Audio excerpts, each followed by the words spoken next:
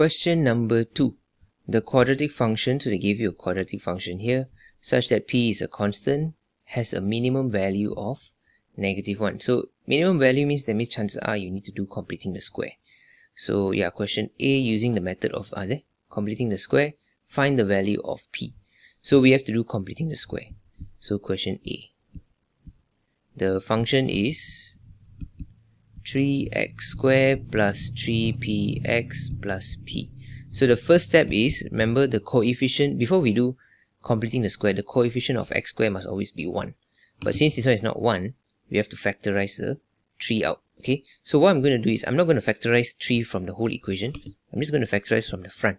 Okay, because in the end of the day, I just need the completing the square for the front part only. The back part is not that important.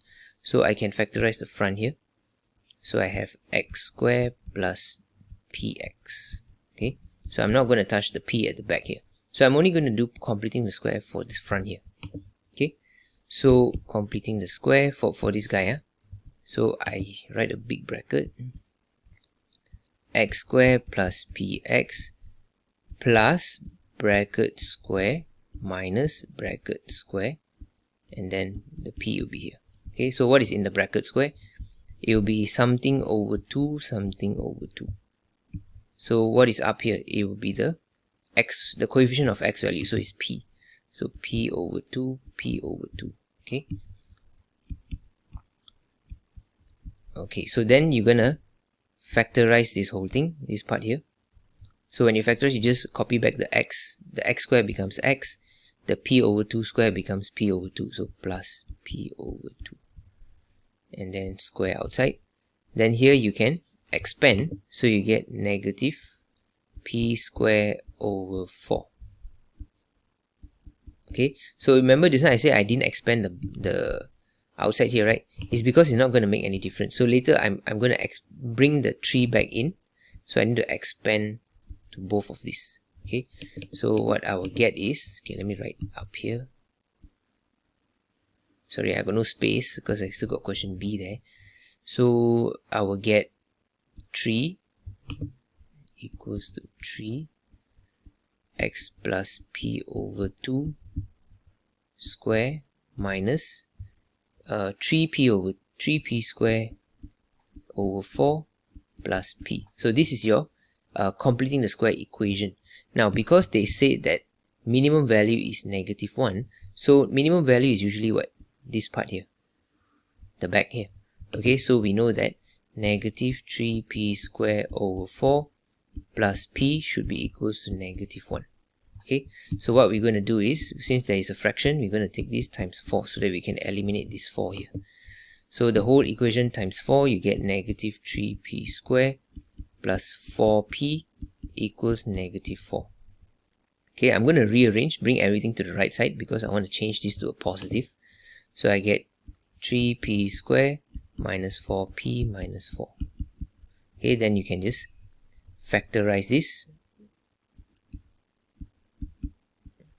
So when you factorize, you should get p minus 2 and 3p plus 2. So we get p equals to 2 and p equals to -2 over 3. So this will be your answers. Okay, you have 2 p values. Oh yeah. So question B, sketch the graph of fx using the largest value of p. So the largest value of p is p equals to 2. Okay, so let me do here question B. So we know p is going to be equals to 2. That's what we're going to use. Okay, so we want to sketch the graph. We need to know the minimum point. We need to know the 3 things. You need to know the minimum point, and you need to know the y-intercept and x-intercept as well. But x-intercept usually is optional depending on the question. So the main thing is you need to find the minimum value and also the y-intercept at least. Okay, so the minimum value we can use this equation we got here. Okay, so just substitute the p value as 2. So the function becomes 3. So p over 2 is what? 2 over p is 2, right? So 2 over 2 is 1. So x plus 1. Oh wait, did I count correctly? Oh yeah, correct. So x plus 1 square, and then the minimum value we already know is -1, so this is -1. Okay, or if you don't know this, you can just substitute the p back in. You should also get -1. So from here we can find the minimum point. The minimum point will be, so this is x plus 1, so x is equals to -1, so -1.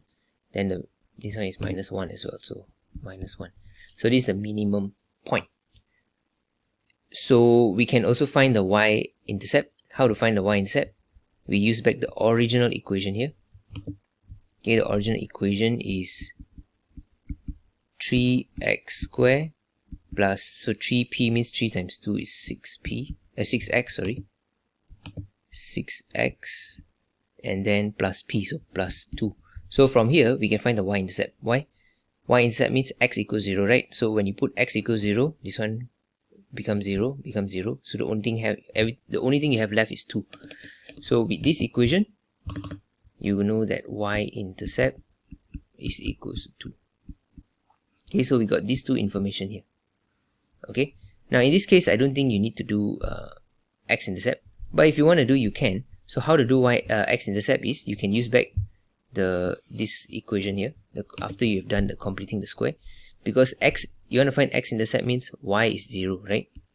X-intercept, y is 0. So y is 0, you can just substitute 0 into the fx. So it becomes 3x plus 1 square minus 1 equals 0. So x plus 1 square equals to 1 over 3. Then bring the square there, becomes square root 1 over 3. And then minus 1. So x equals to -1 plus minus square root 1 over 3.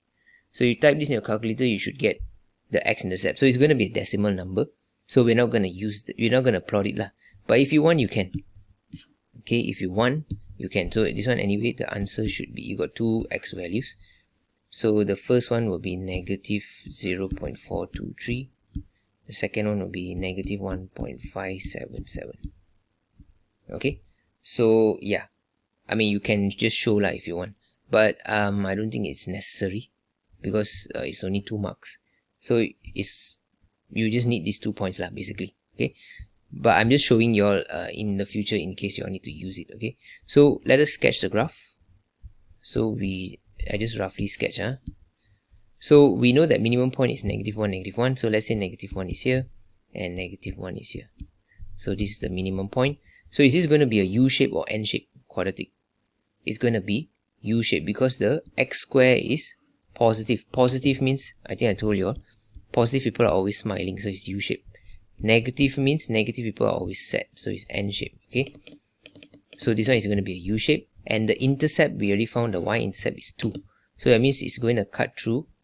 So it's going to be U-shape like this and cut through up. Okay, up here, don't go and cut anywhere down here, because we know the y-intercept here is 2. Okay, so yeah, so that's your graph lah. Then if you want to label the x-intercept, you can. Okay, so this is how you sketch 2 marks.